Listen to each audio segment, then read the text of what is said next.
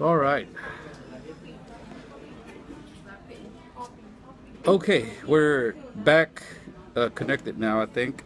I had to reconnect in a different way here because we kind of lost the signal. But we thank you for joining us. And, we're over here right now at Chick-fil-A, which is an appropriate place for us to have this short little interview I'll be doing here of a person that God put in my path.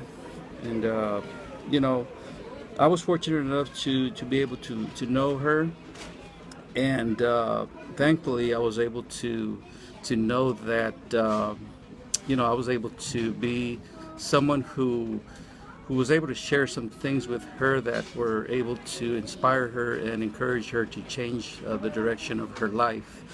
And when I think about inspiring and encouraging stories, what we want to get from stories like that inspire and encourage and motivate us to hopefully, to change a direction that we're on in our lives. And stories that impact us in that way are very powerful to listen to, because sometimes in our lives we might be missing something that we're doing or need encouragement on some things that we need to follow through on that we know about. And hopefully this story, that's what this series of interviews that I've been doing, hopefully this is something that, the main purpose of the interviews that I'm doing is to hopefully encourage anyone out there that needs it, and who may be having some doubts or maybe going through some things. But I'm going to be presenting to you a good friend of mine. Her name is Yesenia Valenzuela. And Yesenia Valenzuela, I was sharing with her that her name, her last name in particular, that brings memories for me, Valenzuela. And we were talking about that. And Valenzuela, I can remember in the 80s. I remember a pitcher for the Los Angeles Dodgers. I don't know if ever heard of him, Fernando Valenzuela. He pitched for the Dodgers, Los Angeles Dodgers. Anyway, he was a famous pitcher for a Mexican pitcher.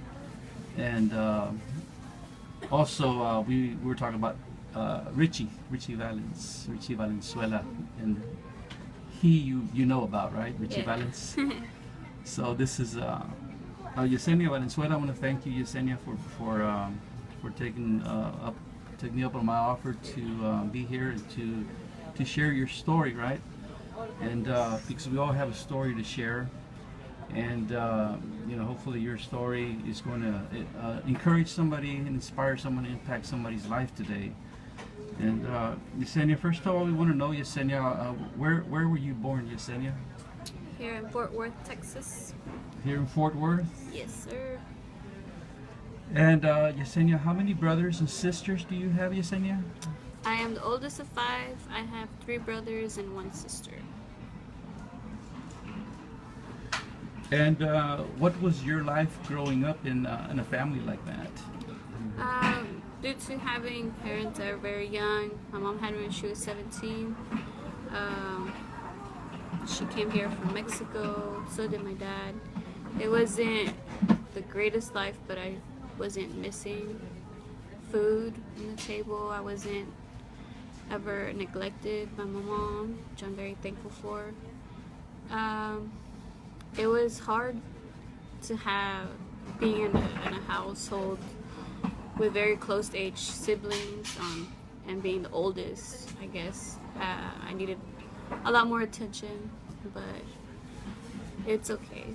It was hard to get my mom's young self's attention, or so.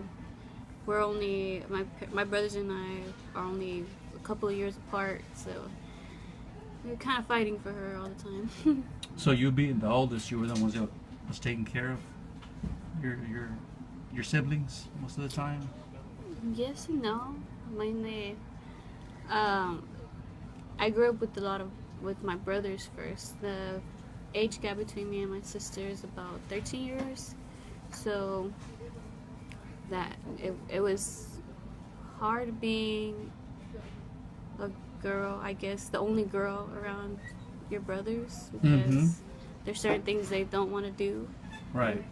But then again, being the oldest, it's expected of you to teach them a lot of Right. things.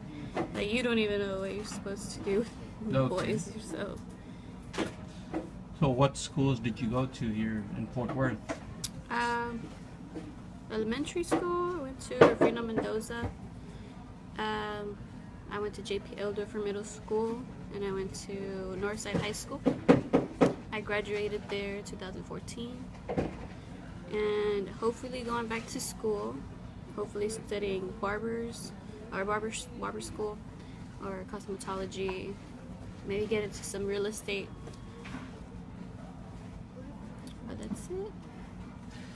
And during your time growing up, what was your faith life like? What did you know about God while you were growing up in your young years and up to your teenager years, up to high school and all that? What was your thoughts about of God or your belief, and how was that going for you? I didn't really believe in God. I didn't understand Him, I'd say. Growing up, I was always told I was Catholic, but I didn't even know what that really meant. I mean, as far as I know, it meant going to church sometimes on Sundays, trying to listen to what the priest was saying in the altar, saying things, or it was mainly in Spanish. As I was growing up, my Spanish was going away, so it was a little hard to get a message out of that. So it wasn't.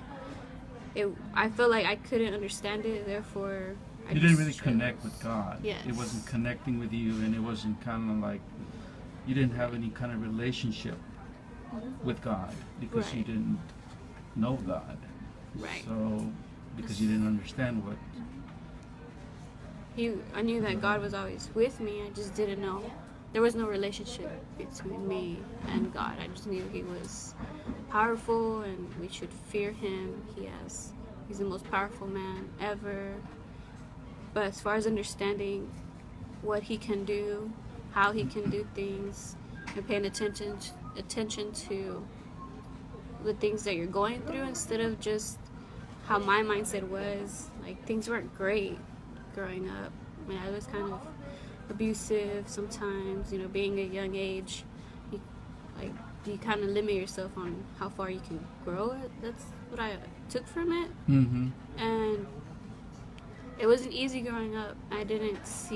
Because I didn't understand God, I didn't see Him as someone that can help me Right. on how to understand why I was in the situation I was in, or make some sense out of the things that didn't make sense.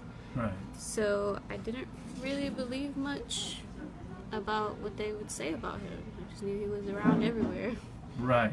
Right. So He really wasn't a part of your life to say that He kind of gave you, like, you went to God because you didn't know God, so you didn't really know how to approach Him. Right. So you really didn't know Jesus Christ either, right? So.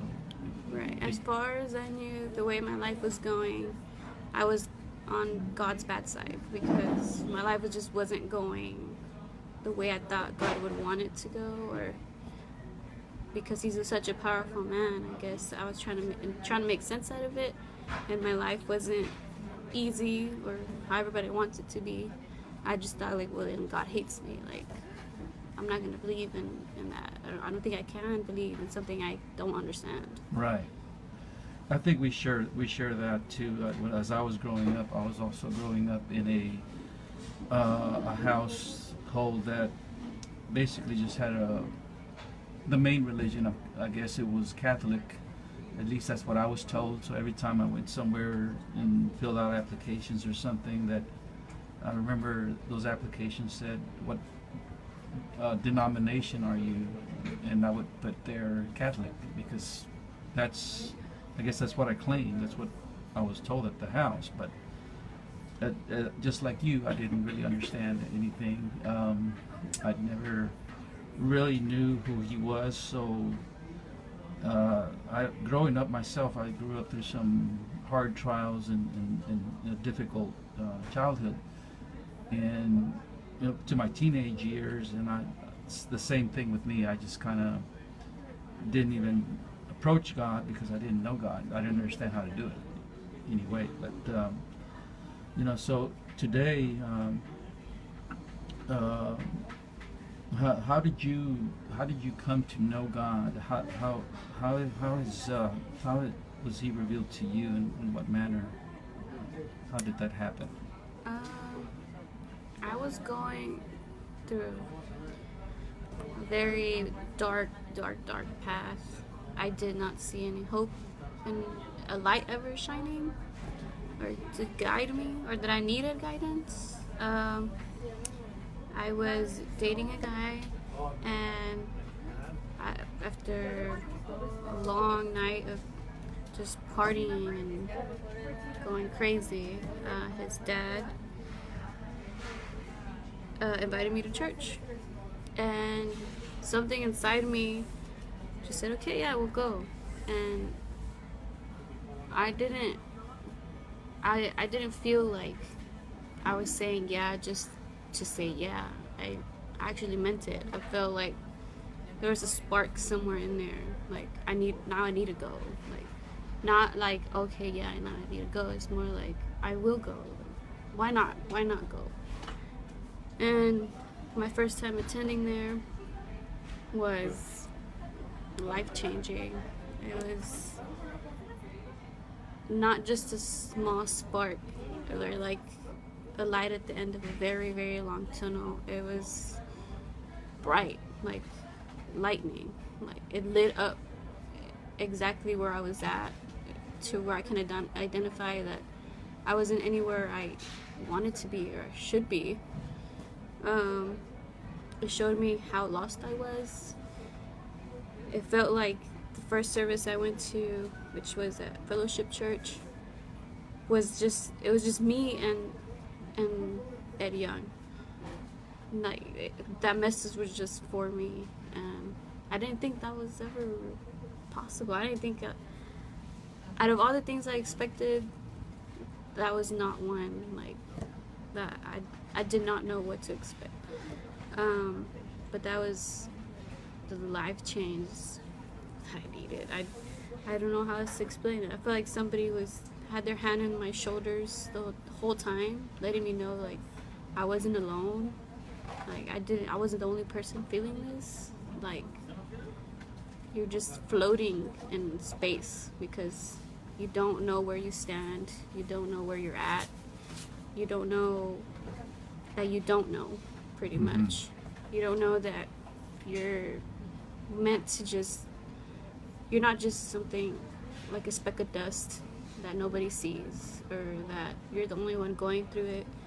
It's more like they magnify you, I guess, and let you know like you're not the only one. You're gonna get through this. And it's through something helping me identify what I was even going through, because Lord knows I should not be partying like that at 17? Like 17 years old. It helped me identify that that whole rebellion or thing was because I didn't have guidance growing up. And I was becoming the person I was resenting the most, which was at the time my father. It helped me forgive my father, believe it or not, or helped me see how much the resentment weighs. Because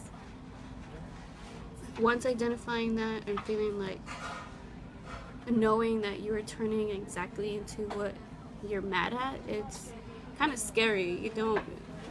You can see how they can't take you seriously because you're out there doing the exact same thing. Right. So that's when I started following everything that I didn't want to be like that. I didn't want to just be lost. helped me understand that there is um, meaning through all the stuff I was put through. It helped me find how I can not deal with it better, because I thought I was dealing with the things I was going through. I really wasn't. I was just ignoring it. I was just trying to forget about it, but really when you remember, or having so much to drink that you don't remember, it's even more frustrating. So, Well, I remember talking to you during that time, and you said you were 17, right? yes. In that age. I remember talking to you before you started going to Fellowship Church, and what I noticed about you is you were like, as you say, kind of like a rebellious person, and but you were kind of confident too. I saw some confidence in you, that you had a strong will of an assurance of trying to find yourself. I do remember the first time I kind of sat down and spoke with you, and I remember you were telling me, Mr. Soto, don't worry, you and your wife don't have to worry about me. We're not going to do anything dumb, and you know that I'm that you were responsible and stuff like that. And you know, I remember that about you, and I think that that you know, God still is using that part of you, that strong will now, and He's redirecting it to a better, for a better purpose than what you had planned, right? And you know, I'm just thankful that you were able to go there, and for Him to be able to change the direction of your life, as you say, because you were kind of lost, and maybe you weren't aware of it to what extreme you were lost until you had to kind of face it and see it. So that is very inspiring for me to know that happened for you. It was a process, though, right? Yes. So at this current time, how has that process been for you, as far as since you began to follow Christ and you gave your life to Him? What is that process like for you now? That happened how many years ago? And that's My journey with God has been about 3 years. 3 years. 3 or 4 years.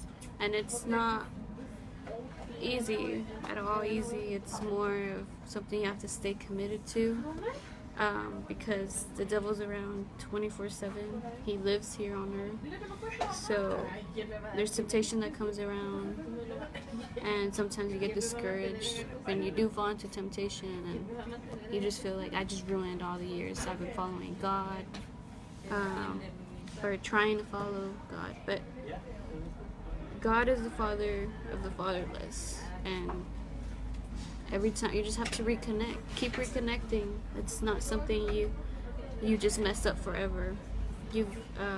I've gotten a taste of how it's like to be completely lost and lost my way, whether because I'm stubborn or not. But that's change. It's like a metamorphosis. Right. You go through the Transformation. caterpillar. Yes, complete transformation.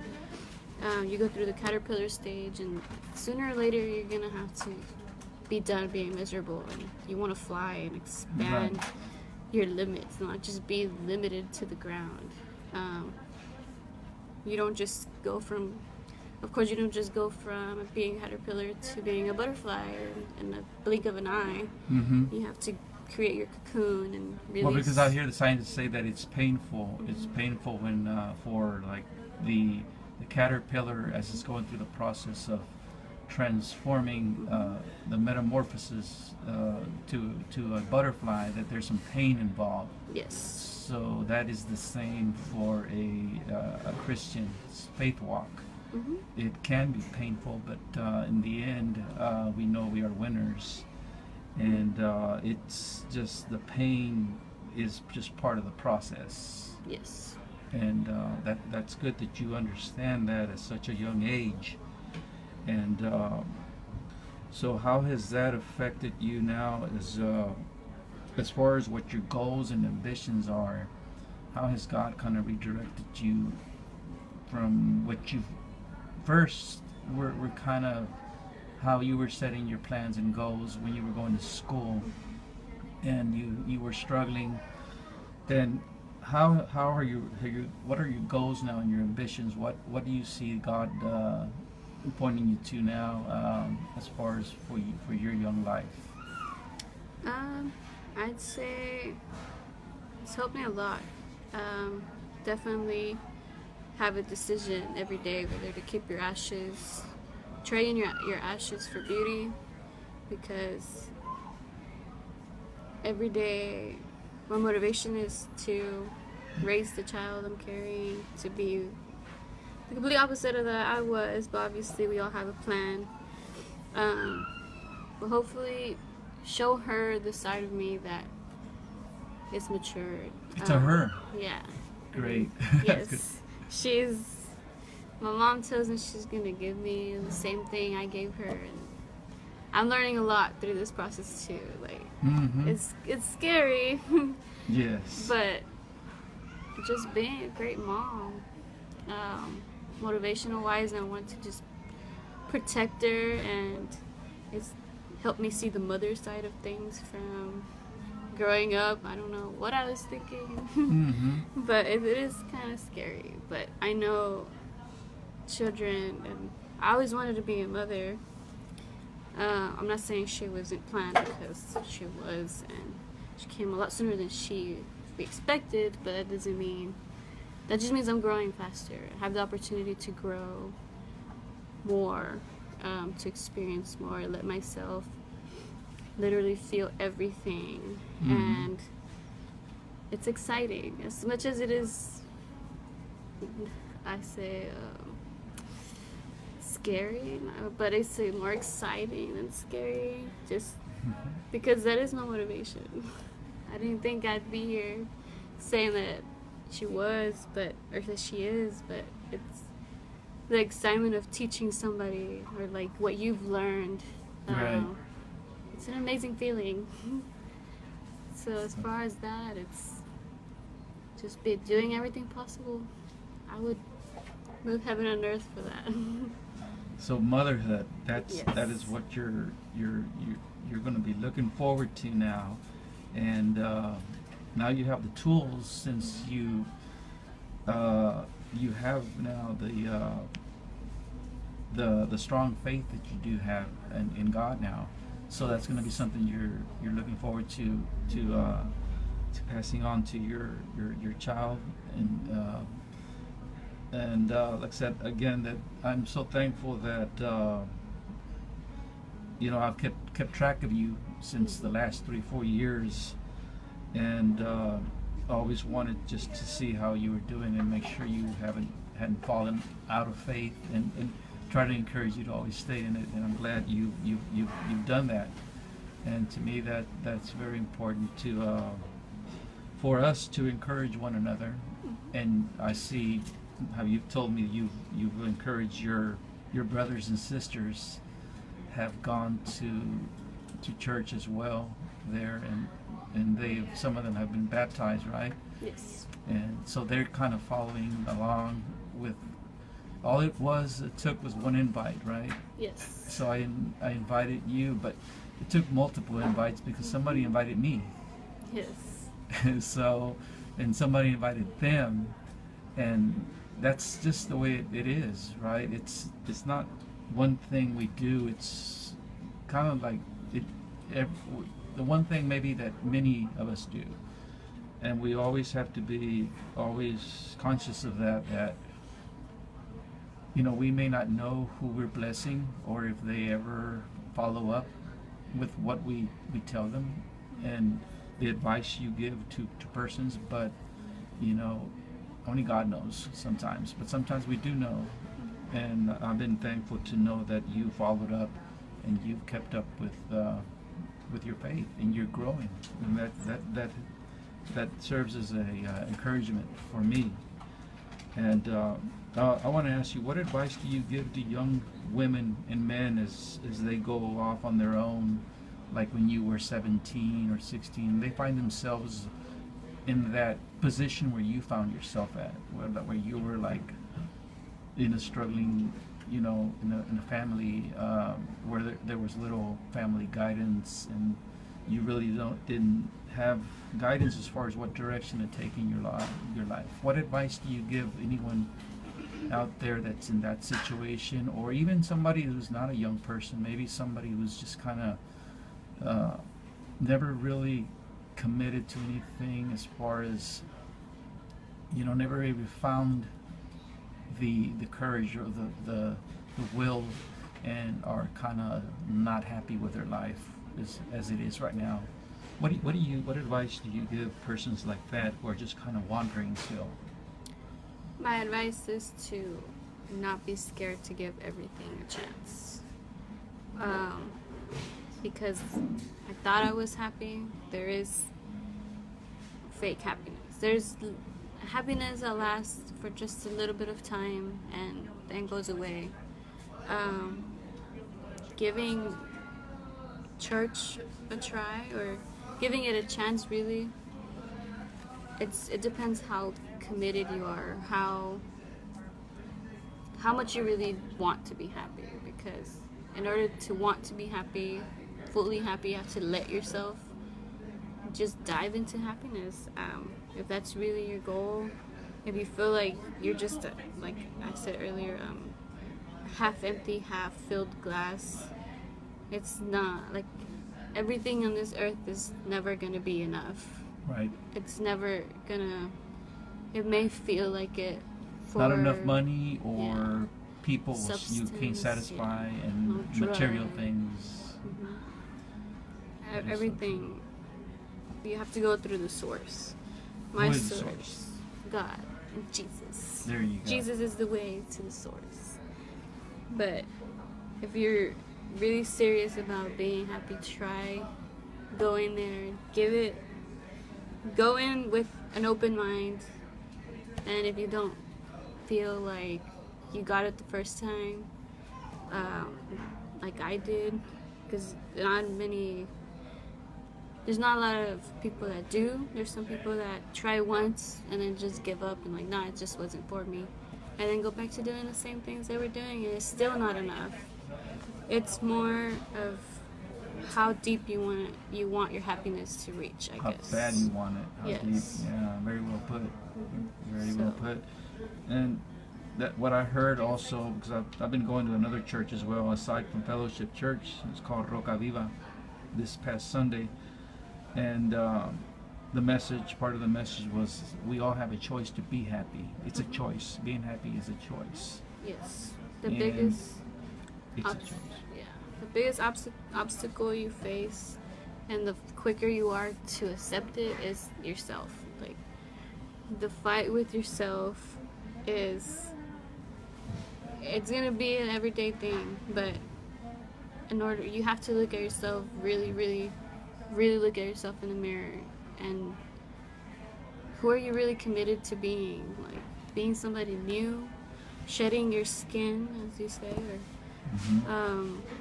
or being the old self. Because a lot of us carry our past with us and want to keep carrying and keep piling stuff that we've done, and you're never going to be truly happy if you don't make room for happiness. Exactly. So, Yeah. To leave the past behind, because it's a burden if we carry it. yes. And the best one to do that, to cast our past, our sins, and all that behind, and just kind of forgets about them, is God through Jesus Christ. And when we do that, we kind of release our past, and then look forward to the future, to eternal life, and to a better life here while we're here in the world.